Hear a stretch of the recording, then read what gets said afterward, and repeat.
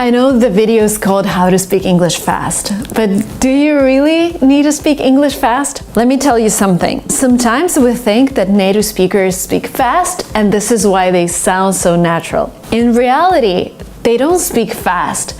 They just connect all the words together, and instead of splitting them up, which sounds a little kind of slower, they just put them all together as if one sentence is one big word. They omit some syllables, they add some new sounds, and this is why they sound the way they sound. And sometimes it's hard for us to understand them just because they don't split up words, and we think that they're just speaking too fast. In reality, they're not. Today, I'm gonna teach you this technique.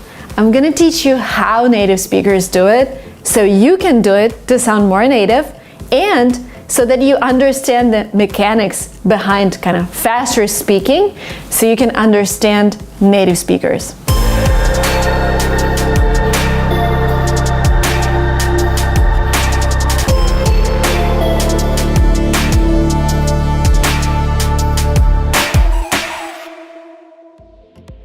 For example, you see a phrase, what do you? For example, in a sentence, what do you do? But Americans would never say like this, what do you do? They'll say, what do you do? What do you do? What do you do? So the speed, the pace is kind of the same. It's just connecting everything. What do you do? And if you don't know the way they do it, you're like, what was that? Another phrase, I am going to do some shopping. What Americans would say, they would say, I'm gonna do some shopping. Again, not I'm going to, I'm gonna do. Again, they've connected something, they actually paraphrase it a little. I'm gonna get some water. Do you want some? And some Americans would even say, I'm gonna do shopping. This is like the very, very contracted version of it. So what Americans do, they take those smaller words and they pronounce them in a way that is easier for them in daily speech. For example, article the is pronounced like the. What's the weather today? So they don't say what's the weather today. They say they say what's the weather today. So it's the because it's easier. Oh, what about the weather report? You sometimes sounds like yeah. Do you want to go for a walk? Again, do you want to go for a walk sounds as if you just started learning English. Do you want to go for a walk? Sounds closer to being a native speaker. And another thing that you might have noticed, when we say what do, so we have T at the end of the word what, and we have D at the beginning of the word do, we kind of invent a new sound here. Instead of saying what do you do, we say what you do. So there is a sound ch, which appears in the middle. Again, this is a way to make your speech smoother, and this is what all native speakers do. For example, what you do for a living. What you do for a living. What you do? To make this even clearer for you, I'm gonna read a sentence out loud. The first time I read it, I'm gonna read it as a student. The second time I read it, I would try to read it as a native speaker. Let's do it. I am going to go out to Walmart. Do you need anything?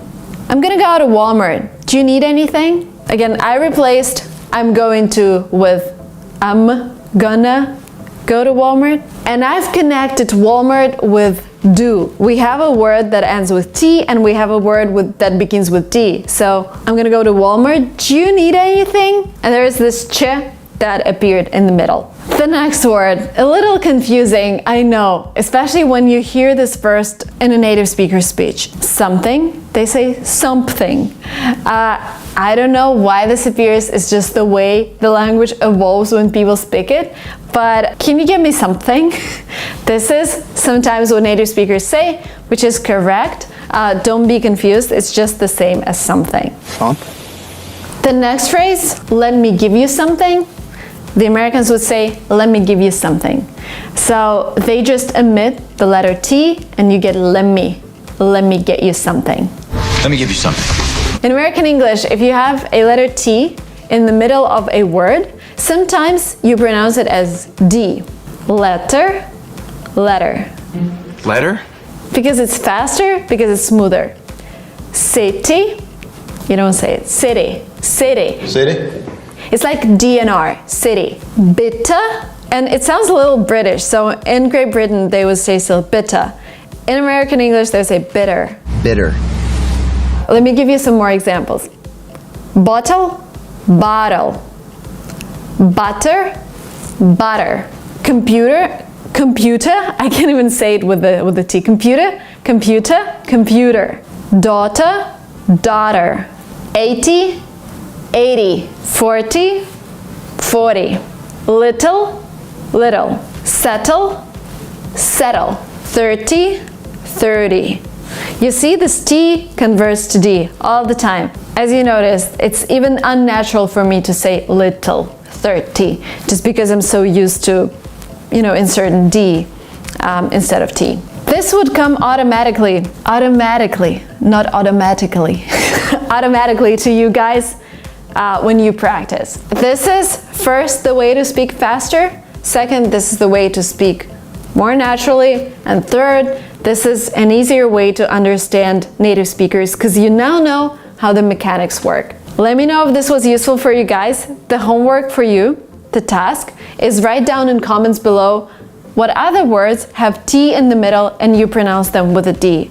Just what I told you, 30, 30, little, little, that kind of stuff. You can Google that, but make sure you write something in comments so that you can practice. Thank you so much for watching this video. Don't forget to subscribe, and I'll see you very soon.